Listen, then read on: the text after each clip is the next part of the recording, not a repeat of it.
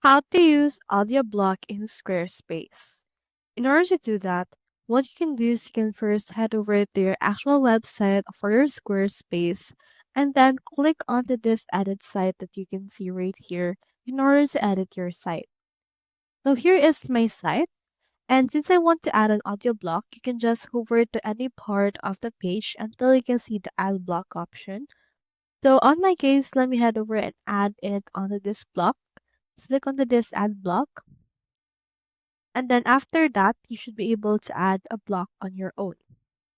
It will open in here this window. So in here, you can just search for audio, or you can also already find it right here. Head over and click on this. After that, this will add in here this audio file. So you can just drag and drop it wherever you want to put it. I'll put it right around here. Now let's click onto this pencil icon. And then from in there, you can upload the file that you wish to add as your audio track. Or you can also add in here an external file like inputting the audio URL, file size, and the likes. You can also choose between podcasting, changing the design as well for the player style. You can change from between classic or minimal.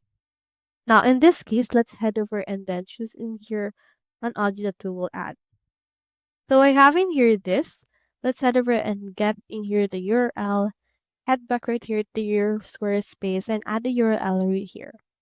After that, just wait for this to load, close this, and then you can actually just click on this right here. And when you hover to your actual site, it should be able to be played.